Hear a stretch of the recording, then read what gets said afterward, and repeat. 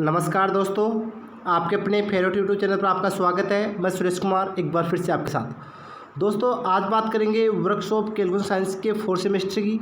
जिन बच्चों की बैक का एग्ज़ाम अभी होगी वो बच्चे ध्यान दें कि भले आप 4th सेमेस्टर को हो या सेकेंड ईयर के, दोनों के लिए यह पेपर काफ़ी इंपॉर्टेंट है। क्योंकि हमने नोट किया है कि अभी जो ईयरली एग्ज़ाम चल रहे हैं, जिनके एग्ज़ाम मार्च में होते, वो पूरा पेपर विंडो पेपर आ रहा है। तो सेमेस्टर प्रणाली वाले बच्चे भी ध्यान दें। जहाँ तक हो सकता है आपका ये पेपर 2019 का है, आपने दिया भी होगा, तो इसका एनालिसिस करके ज़रूर जाइए, क्योंकि यहाँ से काफ़ी क्वेश्चन पूछे जाने हैं, तो काफ़ी महत्वपूर्ण भी है। तो ये electrician, electroplater, lift mechanic, lift and escalator mechanic, इस ट्रेड वाले बच्चे ज़रूर इसको देखे जाइए। साथ दोस्तों, अगर आपको इस पेपर की PDF फाइल चाहिए तो अभी डिस्कशन में जाइए, टेलीग्राम ग्रुप ज्वाइन करो, वहाँ पर सभी प्रकार के पेपर अवेलेबल है। साथ ही आप ITI CBT एग्जाम के नाम से सर्च करके भी ज्वाइन कर सकते हो। तो दोस्तों, हम ITI CBT एग्जाम के पेपरों का एनालिसिस करना चाहते हो, तो अगर आप ईयरली बच्चे हो, फर्स्ट ईयर या सेकेंड ईयर, तो हम CBT एग्जाम के पेपरों का भी एनालिसिस करा रहे हैं। तो ज़्यादा वक्त ख़राब ना करें। लगभग आपके 25 क्वेश्चन है, 2 घंटे का पेपर आएगा और ऑफलाइन एग्जाम है। सभी बच्चों के एडमिट कार्ड जारी हो चुके हैं, तो करते हैं स्टार्ट और ज़्यादा वक्त ख़राब ना करें। आपका पहला क्वेश्चन क्या है? क्वेश्चन है धातु के जंग लगने में सम्मिलित है। तो दोस्तों, जंग लगने में सम्मिलित है, रासायनिक क्रिया के कारण जंग लगती है। अगला क्वेश्चन है इनमें से कौन सा बड़ा है? 5/8, 2/3, 7/9, 3/5। दोस्तों, इसमें 7/9 क्या है? बड़ा। अगला क्वेश्चन है दोस्तों क्वेश्चन नंबर 3। और क्वेश्चन क्या है दोस्तों? क्वेश्चन आपका एक लकड़ी की मेज जिसका व्यास 1.4 मीटर है, उसका सरफेस एरिया क्या होगा? तो दोस्तों, उसका सरफेस एरिया 1.54 मीटर स्क्वायर होगा। अगला क्वेश्चन है कौन से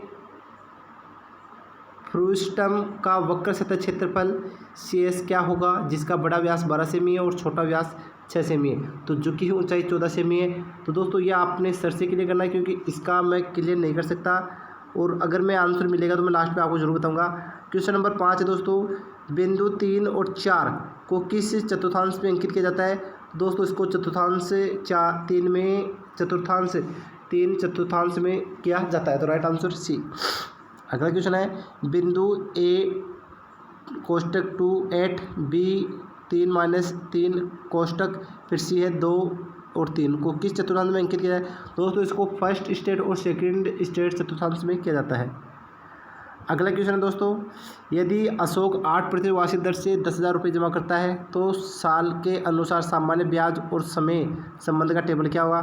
दोस्तों, आप यहाँ पर जो प्रतिशत है वो जरूर करके जाइए पर्सनली क्लियर, क्योंकि यहाँ से क्वेश्चन कन्फर्म हो जाएगा। दोस्तों, इसका राइट आंसर आएगा आपका C। अगला क्वेश्चन है यदि किसी व्यक्ति ने 5,000 रुपये में एक साइकिल खरीदी है और 2 वर्ष बाद उसे 600 रुपये कम में बेच दिया जाता है, तो कुल हानि का प्रतिक्रिया है? दोस्तों, 600 रुपये कम में बेची और 5,000 की खरीदी इंटू 100, तो दोस्तों सिर्फ 12% की क्या होगी? हानि होगी। Right answer C। अगला क्वेश्चन है 15% हानि के साथ 13,600 रुपये में बेची गई स्कूटी का क्रय मूल्य क्या होगा?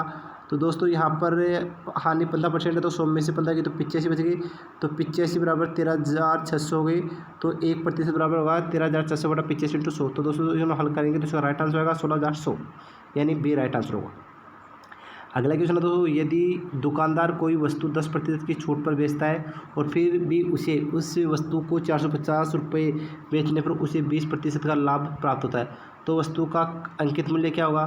तो दोस्तों, इसका आपको पता है 10% की छूट है, तो 90 बराबर क्या हो गया? 450, तो 1 बराबर क्या होगा? 450 बटा 90 इंटू 120, क्योंकि 20% लाभ प्राप्त हो रहा है, तो इनको हम हल करेंगे तो इसका राइट आंसर होगा D। अगला क्वेश्चन है उसे अलमारी का अंकित मूल्य क्या होगा जिसे 5% छूट के बाद 5225 रुपये में बेचा जाता है? दोस्तों, 5% छूट यानी 95 बराबर क्या हो गया आपका? 5225। तो दोस्तों, 55 ये आपका जो है क्या 55 इंटू 100, तो बराबर क्या हो गया दोस्तों आपका 5500। अगला क्वेश्चन है लाभ की स्थिति में क्रय मूल्य ज्ञात करने का क्या फार्मूला होगा? दोस्तों, इसका राइट आंसर आएगा B। अगला क्वेश्चन दोस्तों, यदि किसी 35 द्रव्यमान वाली बॉडी को स्थिर गति के साथ क्षैतिज अवस्था में एक समतल सतह पर चलने के लिए 30 न्यूटन बल की आवश्यकता होती है, तो घर्षण गुणांक क्या होगा? तो इसका राइट आंसर आएगा C। तो इस प्रकार ये हल होगा, यानी H बराबर mg। तो यहाँ पर 30 इंटू 10 का मल्टीप्लाई करेंगे 35 इंटू 10 का, दोस्तों ये 350 आएगा। इसी के साथ दोस्तों म्यू बराबर F/R होता है, तो 30 बटा ये म्यू आर का मान कि 350 हो गया, तो हल करने पे 0.87 आएगा। Right answer C। अगला क्वेश्चन दोस्तों, यदि एक 600 kg का भार एक 30 डिग्री के तिरछे प्लेन पर रखा जाता है तो सामान्य प्रतिक्रिया नॉर्मल रिएक्शन क्या होगा? दोस्तों इसका राइट आंसर आएगा आपका बी। अगला क्वेश्चन है, यदि 100 kg के द्रव्यमान वाली गतिमान बॉडी क्षैतिज प्लेन में 16 मीटर की दूरी तय करने में कितना कार्य संपन्न करेगी यदि बॉडी और प्लेन के बीच का घर्षण गुणांक 0.025 है? दोस्तों 440 kg आएगा इसका। अगला क्वेश्चन है, यदि एक 1200 टन के रेलवे वैगन के भार को उठाने के लिए कितने बल की आवश्यकता होगी? वैगन और रेलवे के बीच का घर्षण गुणांक 0.003 है। दोस्तों ये F बराबर म्यू इंटू आर आएगा, तो इसको हल करने पर 3.75 टन आएगा। अगला क्वेश्चन है दोस्तों, यदि सामान्य बल 1.2 किलो न्यूटन है, शाफ्ट का व्यास 60 mm है, घर्षण गुणांक 0.03 है, तो Nm में घर्षण बल का मान क्या होगा? तो दोस्तों इसको हम हल करेंगे, तो यहाँ पर हल करने पर आपका इसका राइट आंसर 1.08 आएगा। ठीक है दोस्तों। अगला क्वेश्चन है, यदि एक तरल 2 मीटर स्क्वायर के क्षेत्रफल पर 100 न्यूटन बल डालता है तो दाब क्या होगा? तो दोस्तों P बराबर F/A आता है, तो 100/2 बराबर 50 न्यूटन मीटर स्क्वायर आएगा, राइट आंसर बी। अगला क्वेश्चन है दोस्तों, यदि 5 m³ और 2 kg प्रति सेमी स्क्वायर वाली गैस के तापमान को इसे रख के 1 kg प्रति सेमी स्क्वायर दाब तक घटाया जाता है तो गैस का आयतन? तो दोस्तों गैस का आयतन बराबर P/1/V, तो हल करने पर आपका आएगा 10 मीटर³। अगला क्वेश्चन दोस्तों, रिसाव के प्रतिरोध को बढ़ाने के लिए कौन से ऊष्मा उपचार को प्रयोग में लाया जाता है? दोस्तों वो होती है आपकी हार्डनिंग। ये क्वेश्चन ईयरली में काफ़ी बार पूछा जा रहा है की बार एग्जाम में। अगला क्वेश्चन है, कुछ रद्द तक की गई हार्डनिंग के कारण हुई अत्यधिक भंगुरपन को हटाने के लिए कौन से ऊष्मा उपचार का उपयोग किया जाता है? दोस्तों वो आएगा राइट आंसर एनेलिंग सिस्टम।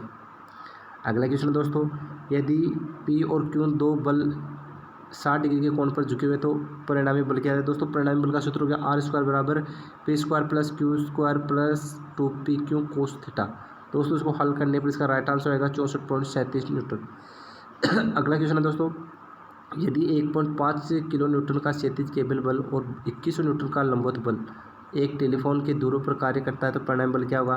दोस्तों परिणामी बल का ये सूत्र लगेगा और हल करने पर आपका राइट आंसर आएगा 2.58 किलोमीटर। अगला क्वेश्चन है दोस्तों, दिए गए क्षेत्रफल में CG की अवस्था क्या होगी?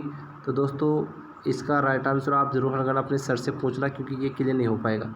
अगला क्वेश्चन है दोस्तों, इनमें से स्केलर मात्र क्या है? तो दोस्तों वो गति या स्पीड है। दोस्तों ये आपका पूरा पेपर हो चुका है। अगर वीडियो अच्छा लगा तो लाइक और शेयर जरूर करना। थैंक यू दोस्तों आज के लिए।